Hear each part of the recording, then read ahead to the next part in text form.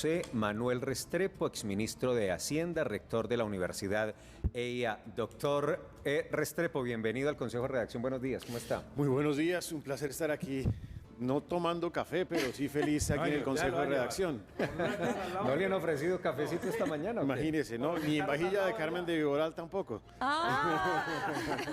Esa en estos días la tenemos. Bueno, Juan, están pidiendo café por este lado de la mesa. El cafecito, Rector, lo que dijo el ministro de Salud, Guillermo Alfonso Jaramillo, además porque usted fue ministro de Hacienda y al gobierno nacional, al gobierno de Iván Duque, le tocó soportar toda esa expansión en materia de salud para poder atender las complejidades de la pandemia, entre esos los casos más delicados, que fueron los que llegaron a las camas UCI. Allí, a juicio de todos los expertos, se salvaron muchas vidas. ¿Qué diría usted a propósito de la expresión del ministro de Salud?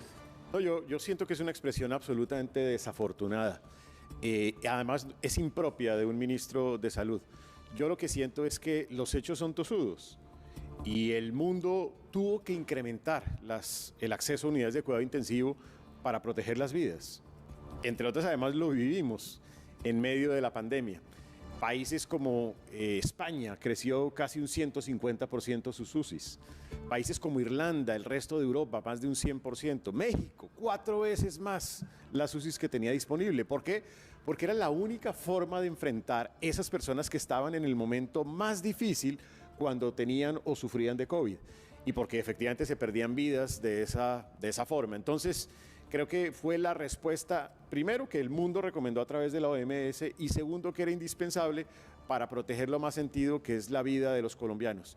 La pregunta es un poco lo que se está haciendo hoy la Sociedad de Pediatría, que es que no hay vacunas en este momento para el COVID, ni para los niños ni para los adultos. Entonces no vaya y sea que estemos tratando, eso sí, de esconder lo que está sucediendo hoy en día, que es una problemática más grave. Bueno, rector, lo aprovechamos precisamente porque hace parte de la agenda del día, es lo que estamos consultando, debatiendo, conversando con nuestras audiencias esta mañana, pero esta invitación es muy puntual y tiene que ver con la aprobación en la Cámara de Representantes de la reforma a la salud, y ahora el trámite pasará, esa que es una propuesta estructurante del actual gobierno nacional, al Senado de la República. Pero hay un asunto concreto que usted ha trabajado intensamente en sus espacios académicos y en sus redes, y es la estructuración financiera. ¿Cómo ve usted desde el punto de vista económico la reforma a la salud que avanza en el Congreso? La reforma a la salud en total se ha señalado que en un periodo de casi 10 años va a costar poco más de 140 billones de pesos adicionales.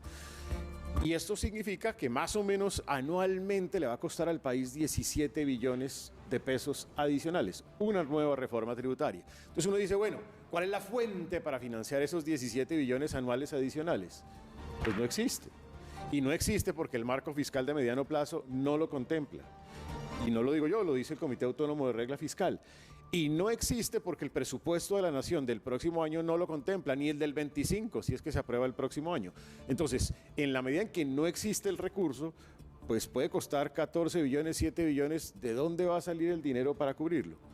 Esa es una de mis primeras preocupaciones, pero cuando yo le agrego la reforma pensional que en las próximas décadas va a costar casi 3.7% del PIB, haga el cálculo, el PIB anual vale en Colombia 1.433 billones. El cálculo significan 53 billones adicionales anuales. 53 más 17, pues me da 70 billones de pesos. Ese es el costo de solamente esas 2 reformas, 70 billones adicionales a precios de hoy. Esos son 4 reformas tributarias adicionales. Tampoco hay plata ni en los presupuestos ni en el marco fiscal de mediano plazo. Entonces, que no vaya y sea que estas reformas sean casitas en el aire.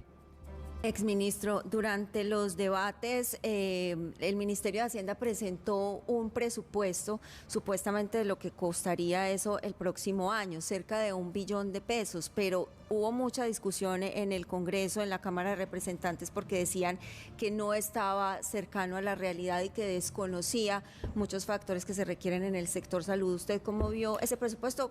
Muy lejano también a lo que usted dice, por lo que veo. Yo me basé incluso en el informe detallado que ellos hacen. Y en ese informe detallado, que entre otras además ni siquiera es un aval fiscal, sino es un estudio de factibilidad, en ese estudio de factibilidad hay primero el presupuesto de gastos, que es esos 17 billones adicionales anuales, 140 en total. Pero simultáneamente con eso se dice como va a haber una reforma de la salud, esa reforma de la salud va a disminuir los costos en el mediano plazo. ¿Por qué? Porque la presunción es que a través del fortalecimiento de la atención primaria eso se va a dar. Eso por lo menos es dudoso. Pero a pesar de eso, y restándole ese, llamémoslo así, beneficio, igual costaría entre 7 y 9 billones de pesos adicionales anuales. Tampoco existen recursos para ese propósito. Entonces, no es solamente el efecto fiscal, sino también es el efecto de reparos de otro orden, reparos en constitucionalidad, porque evidentemente ha tenido miles de reparos y dificultades.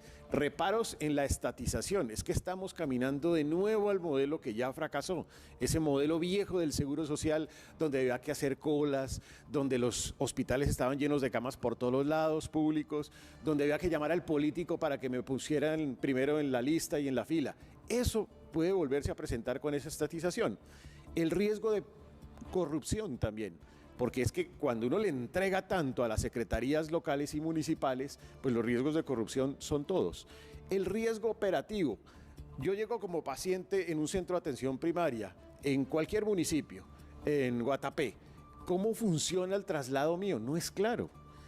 Tampoco es claro cómo funcionan las afiliaciones. Y el riesgo finalmente del fin de la libre elección, que es un riesgo importante desde el punto de vista de lo que los ciudadanos necesitamos de un sistema de salud. Entonces son varios riesgos, además del fiscal. Bueno, usted nos entrega esa cifra de 17 billones por año. ¿Cuál sería el grueso de ese asunto? ¿De dónde está esa diferencia dentro de la gran inversión que se tendría que hacer en Colombia?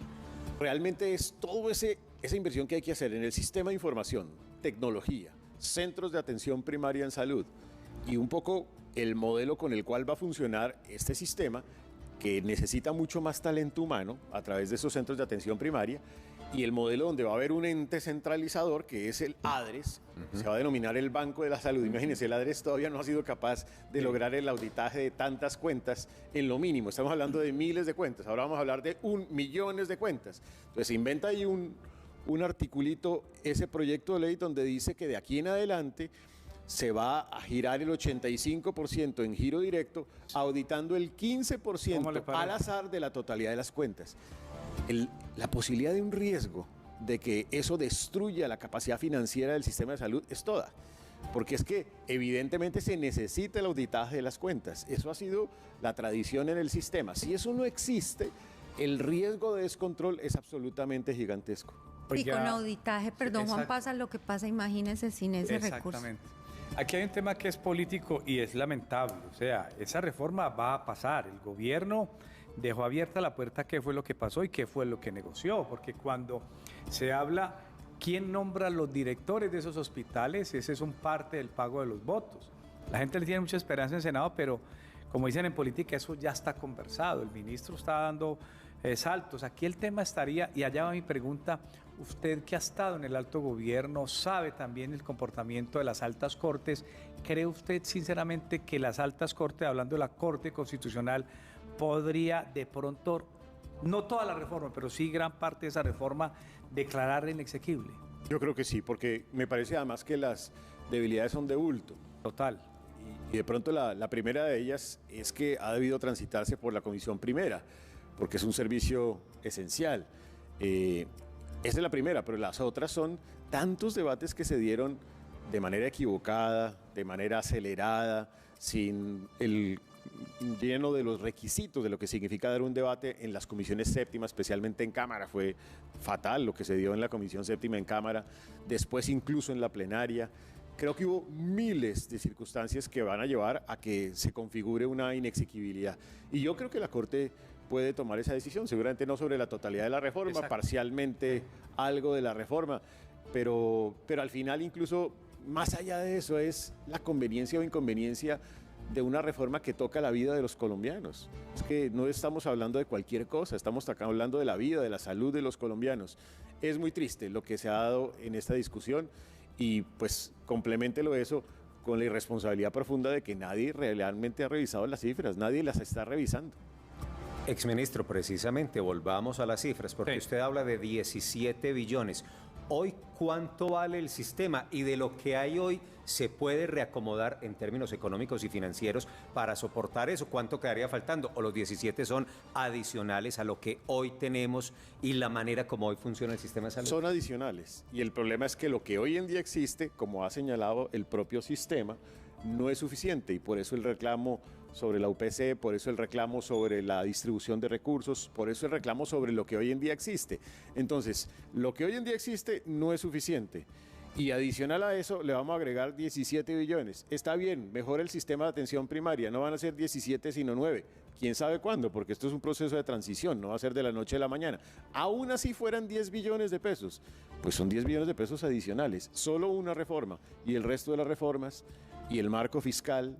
Y si el marco fiscal hoy no tiene claro los ingresos, si son certeros o no certeros, porque es que el Comité Autónomo ya ha reclamado sobre eso y se nos acaban de caer el 35% de los ingresos de la última reforma tributaria, o sea, poco más de 6 billones de pesos. Estamos hablando de cifras grandes, o sea, aquí no estamos hablando de cifras menores, sino de cifras importantes. Y usted que lidió con el Congreso, ya Juan planteaba el escenario político de lo que puede ocurrir en el Senado, ya esto pasó en Cámara, va para el Senado. ¿Usted cómo ve el debate en el Senado? Yo tengo la misma percepción de Juan, yo creo que esto va a terminar pasando. Sí. Tristemente así va a ser. Este sigue siendo un país muy presidencialista, es un país en donde se sigue la regla de los ministros de Estado en el Congreso de la República en buena medida. Dudo mucho que el Congreso y particularmente también el Senado de pronto se oponga a esto. Ya ha pasado 2 trámites. En el mejor de los mundos, el riesgo sería en el 4.º debate, pero imagínese usted ya con una reforma a puertas de salir, va a ser muy complicado realmente. Exministro, escuchando sus argumentos y viendo cómo tienen el soporte sencillamente en las cifras, es que solo habría que mirar cifras y darse cuenta de la gravedad de esos vacíos que tiene esta reforma. Esta es más una opinión que quiero conocer suya. ¿Qué pasa entonces desde el gobierno? ¿O no está haciendo el trabajo como debe ser la Secretaría de Hacienda? ¿O hay una ideología por encima de lo técnico? ¿Qué cree usted que pasa ahí? No, claramente en una propuesta como esta hay una discusión ideológica de fondo. Y el gobierno se la está jugando toda, el todo por el todo con la reforma de la salud, cosa que entre otras además políticamente en mi opinión es un error, porque si llega a pasar y efectivamente se empiezan a dar dificultades, pues eso va a tener un costo político. Y si no llega a pasar, ya asumió el costo político. Es decir, por donde se le mire es muy complicado. Creo que hay una profunda razón ideológica detrás. Si yo digo cuál es el almendrón de la reforma de la salud, se llama estatización del sistema de salud, volver al modelo anterior, en donde hay riesgos de oportunidad, de continuidad, de integralidad en la atención, en donde hay riesgos de politización, porque ese modelo ya lo vivimos, es que ese es el punto, ya lo experimentamos. El Gobierno nacional, los gobiernos locales, al mando del sistema de salud, demostraron que fueron incapaces de hacer la administración operativa y financiera y que pues eso no funcionó. Ahí hay un almendrón de fondo y pues detrás de eso está la administración de pues más de 90 billones de pesos, que realmente es lo que el sistema de salud significa. Y con respecto a la reforma pensional, esa distribución por pilares, ese balance que usted hace, esa suma de cuánto nos costaría, ¿cómo ve el panorama? Digamos que en la reforma pensional hay la posibilidad de hacer alguna afinación de la misma. Yo creo que es distinto al tema de la salud. A mí no me gustaba desde el principio el modelo de pilares, pero pues ya hay que aceptar que ese va a ser el modelo. Yo hubiera propuesto un modelo distinto, así incluso lo alcancé a reflexionar. Pero en ese modelo de pilares hay que por lo menos lograr que el pilar contributivo sea un pilar de menos salarios mínimos, es decir, hasta 1.5 salarios mínimos, para que haya la posibilidad de hacer un ahorro privado, no solamente todo a través del sistema de régimen de prima media, o sea, de Colpensiones. Tal vez las debilidades de ese proyecto, que todavía es ajustable, y hay un proyecto alternativo del partido de la U que creo que es positivo, me parece que uno es que acaba con el ahorro pensional, justamente porque el pilar es muy alto. ¿Cuándo acaba? 2065, se acaba el ahorro pensional, y desde ese momento el Estado va a tener que girarle a Colpensiones 2.5% del PIB anualmente. Eso es un chorro de dinero. Esa es una primera debilidad. Segunda debilidad, ¿quién va a administrar ese fondo de ahorro? ¿Colpensiones? Colpensiones, con la politización que hay detrás de esa entidad, con la incapacidad de gestión para administrar un monto de esa dimensión. Ojalá que lo administre Crédito Público. Me parece que es por lo menos más sensato hacerlo de esa manera. Y lo otro es que es positivo también, como todas las reformas, en este caso es positivo porque permite un régimen solidario en donde va a haber una cantidad de personas que se van a beneficiar de la posibilidad de tener una pensión. Oiga, doctor, es diciembre. No le dañemos la época a la gente. ¿Cómo le pareció el cafecito? Bueno, ¿cierto? Está cargadito, está cargadito. Buen jengibre. Está bien. Mire, ministro, exministro, rector, lamentablemente aquí hay que hablar una cosa. Este gobierno va a tener que hacer otra reforma tributaria. O sea, indudablemente en alguna parte, si ya tercer año, último año, el año entrante creo que es difícil, pero necesariamente se viene otra reforma tributaria. Pues va a haber, todos estos proyectos implican recursos adicionales. No creería que el gobierno vaya a hacer eso, este gobierno, pero sí va a heredar una situación muy difícil para el gobierno siguiente. Ya. Porque yo voy sumando de a poquitos. Es que esto es como ir al mercado. Entonces voy comprando la carne, el arroz, la papa, y todo eso va sumando. Y al final, ¿quién va a cubrir esos costos? Va a ser muy difícil. O hacer un apretón muy fuerte de gasto y de inversión pública, que eso es muy costoso también. Y no se ve en este gobierno. No, eso no se vaya a hacer, ¿no? Exministro, gracias, hombre. Siempre son muy aportantes sus reflexiones y sus análisis para revisar estos asuntos tan importantes de país. Muy amable. Bueno, muchas gracias y feliz Día de las Velitas y además una feliz Navidad de una vez de antemano a todo el Consejo de Redacción y todos los televidentes. ¿Cómo así no lo vamos a llamar? Usted está en la nómina para otra aparición. Vacaciones ya. Yo puedo venir aquí. Para otra, yo puedo venir aquí disfrazado de Papá Noel, no hay problema. Gracias, rector. Muy amable por su presencia en el Consejo de Redacción.